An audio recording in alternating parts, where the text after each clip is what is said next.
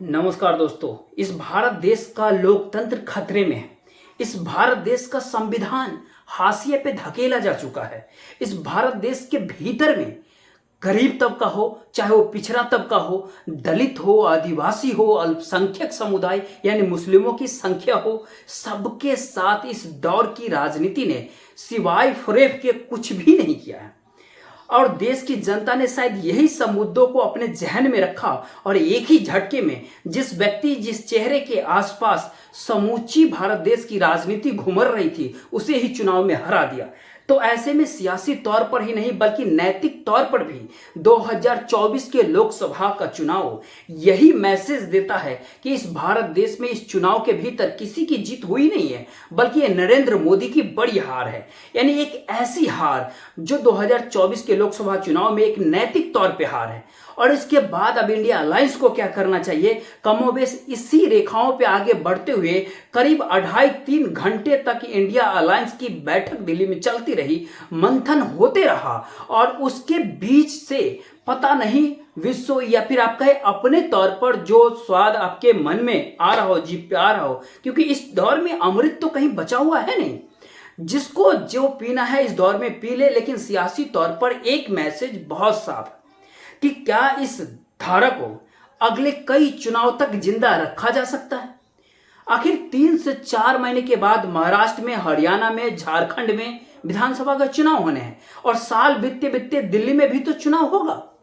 और उसके बाद बिहार की दिशा में हर कोई देखने लगेगा। यानी ये कहे कि इस दौर में जब प्रधानमंत्री नरेंद्र मोदी के गवर्नेंस को लेकर, उनके प्रधानमंत्री नेतृत्व काल को लेकर के 2024 के लोकसभा चुनाव में जब देश की जनता ने परिवर्तन की सोची है, तो क्यों नहीं उस रेखाओं को और बड़ा किया जाए।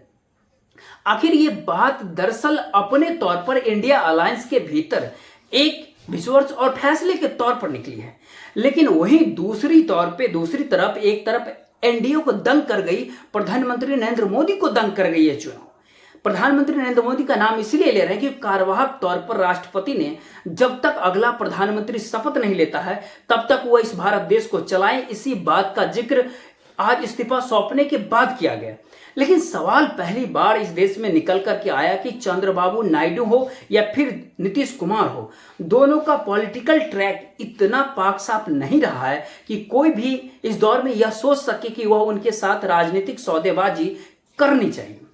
और जिस दौर में देश की जनता अपना मन बना चुकी है, तो कोई भी उस दौर में प्रधानमंत्री नरेंद्र मोदी के साथ खड़ा होगा तो नैतिक तौर पर यह उसकी अपनी हार होगी। फिर वह चाहे चंद्रबाबू नायडू हो या फिर बिहार के मुख्यमंत्री नीतीश कुमार हो। यानी किसी को प्रधानमंत्री पद चाहिए या किसी को प्रधानमंत्री बनना है या किसी को कौन सा पद चाहिए, डिप्टी स्पीकर का, स्पीकर का, इस पूरे घेरे में इंडिया अलायंस अगर घुस गया तो फिर सियासी तौर पर केवल और केवल वो 2024 के लोकसभा चुनाव के आसपास ही घुमर करके रह जाएगा।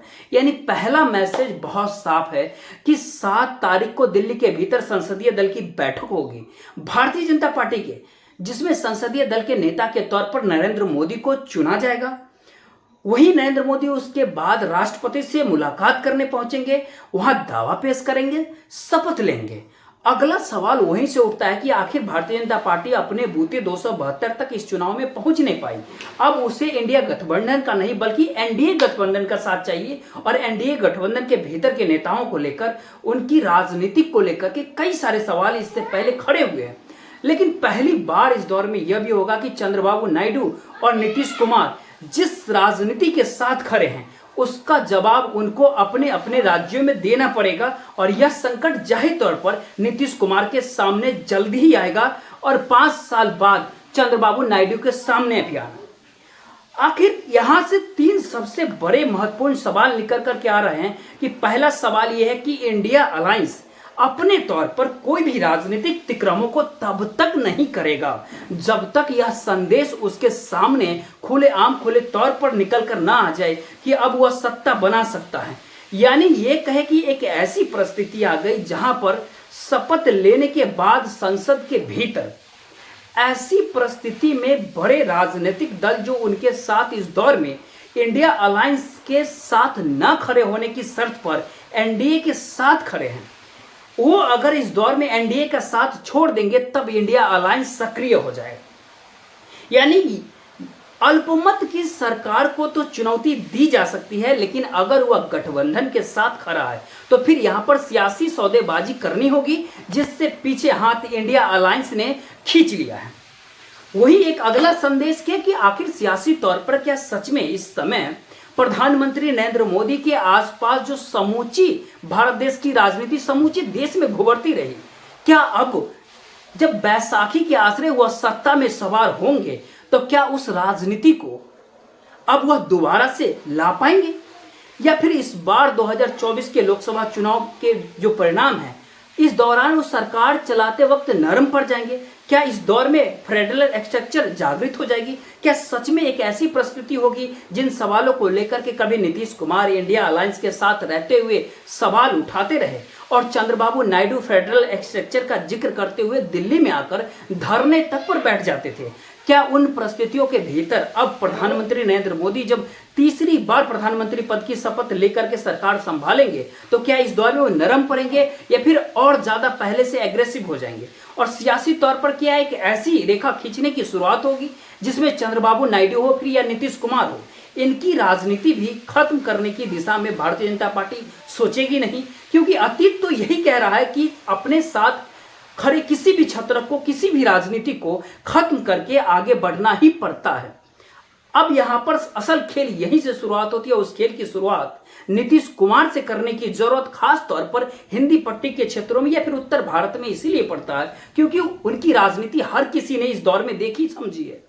जब इंडिया अलायंस की पहली बैठक बिहार के पटना में हुआ तो माना यही गया था कि नीतीश कुमार इस बैठक की अगुवाई कर रहे हैं, लेकिन नीतीश कुमार न सिर्फ इंडिया गठबंधन छोड़ा बल्कि वह अपने गठबंधन को तोड़ करके नए गठबंधन में भारतीय जनता पार्टी के साथ खड़े हो गए।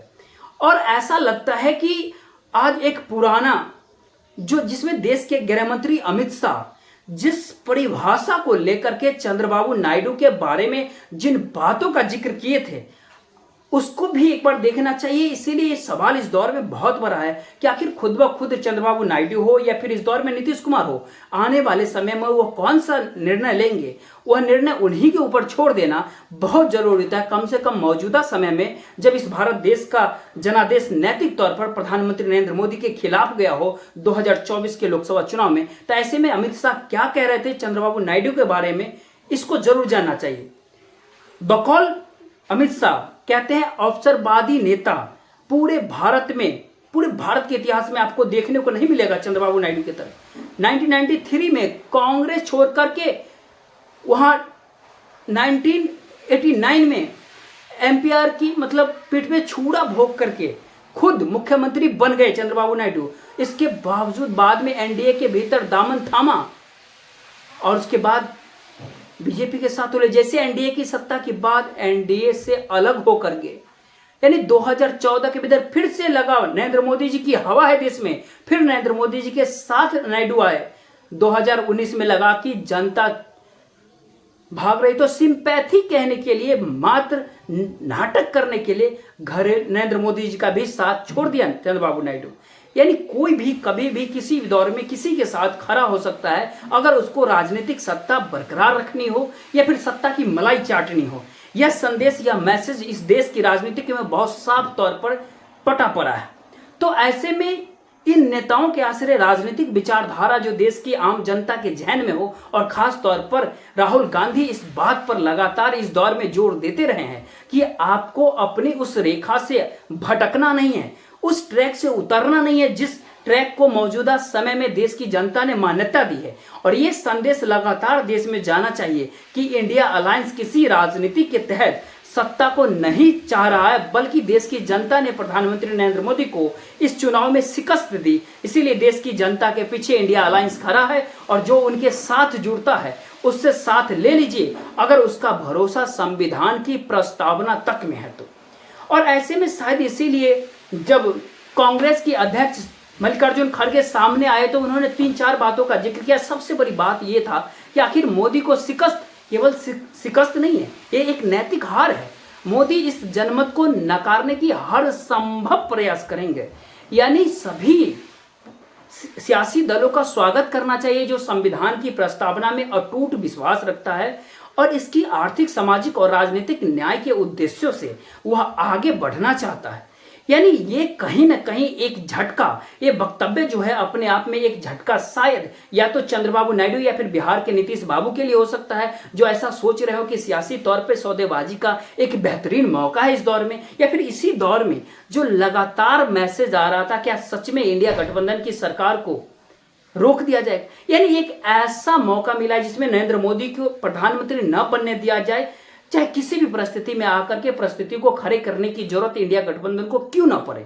और इस दौर में ध्यान देंगे उससे कुछ हट करके इंडिया गठबंधन कुछ फैसला ले रहा है कि सियासी तौर पर ऐसा हम कोई कदम नहीं उठाएंगे जिससे देश की जनता को ऐसा लगे कि उसने जो जनमत दिया है और जिस चेहरे और जिस व्यक्ति को लेकर के उसने अपने जनमत के आश्रय, जनादेश के आश्रय उसको खारिज किया है, हम उसके आगे आखिर क्यों पड़े।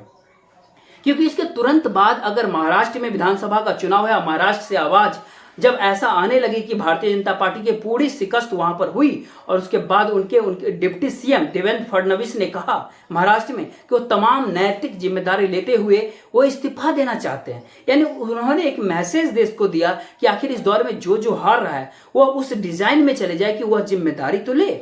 महाराष्ट्र के भीतर भी 4 महीने के बाद विधानसभा चुनाव होने, अगला सवाल कोई भी पूछ सकता है यह स्थिति तो हरियाणा के भीतर भी है, तो क्या हरियाणा के भीतर भी भारतीय जनता पार्टी में राजनीतिक परिवर्तन होगा इस दौर में। ये सवाल हरियाणा और महाराष्ट्र को लेकर के, तो जो उन देश के उन राज्यों के भीतर एक राज्य उत्तर प्रदेश भी है, वहां पर भी ये सवाल उठेगा कि वहां पर किसकी गद्दी जाएगी। यानी भारतीय जनता पार्टी के भीतर के अंतर्विरोध अगर वर्तमान चुनाव परिणामों के आसपास अगर रखा जाए और देवेंद्र फडणवीस ने जिस अंदाज में कहा कि मैं इस्तीफा दे रहा हूं, इस्तीफा देना चाहता हूं, यह संदेश अपने आप में इतना बड़ा देश में हो गया कि इस दौर में क्या भारतीय जनता पार्टी की राजनीतिक झूले डोलने लगे और सिर्फ एक प्रधानमंत्री पद की खातिर ही समूची राजनीति को इस दौर में मथा जा रहा है इस देश भर के भीतर। उस मथने की प्रक्रिया के भीतर क्या अब अगला कदम हर हाल में अलग अलग राज्यों के भीतर जहां पर भारतीय जनता पार्टी के मौजूदगी है, वहां पर सबसे बड़ा राज्य उत्तर प्रदेश है। अगर इस विचारधारा को उत्तर प्रदेश के चुनाव तक, जो 2027 में उत्तर प्रदेश के विधानसभा चुनाव होना है, अगर तब तक इसको खींच लिया जाए तो एक बात तो साफ हो जाता है कि उत्तर प्रदेश के भीतर भी भारतीय जनता पार्टी की सत्ता डामाडोल हो जाएगी। अखिलेश यादव ने जिस प्रकार से समाजवादी पार्टी की जीत हासिल की है 2024 के लोकसभा चुनाव परिणाम जो देखा है और सियासी तौर पर एक बड़ा मैसेज दिया है कि वो उत्तर प्रदेश की समूची राजनीति को डिगा चुका है, जहां पर बुलडोजर की राजनीति हो, पेपर लीक की सोच हो, इस दौर में योगी और मोदी यानी डबल इंजन की सोच हो, सब कुछ इस दौर में खारिज हो गया। तो क्या ऐसे में राज्य दर राज्य चुनाव को लेकर के रणनीति बनाते हुए गठबंधन के साथ खड़े होकर इंडिया अब उस धारा के ऊपर चलने को तैयार है जहां पर प्रधानमंत्री नरेंद्र मोदी शपथ लेते हैं तो ले ले, लेकिन मौका अगर मिलेगा उनको गिराने का, उनकी सरकार को गिराने का, जब परिस्थितियां देश में ऐसी बन जाएगी तो फिर उन्हें गिरा दिया जाएगा। क्योंकि महाराष्ट्र में तो किसी ने नहीं कहा कि वहां के डिप्टी सीएम को इस्तीफा दे देना चाहिए, हालात खुद ऐसे बन गए। आखिर किस अंदाज में देवेंद्र फडणवीस ने इस बात का जिक्र किया, इसको भी जरूर जानना चाहिए। बकौल फडणवीस क्या कुछ कहा, इसको देखना चाहिए। फिलहाल जय हिंद।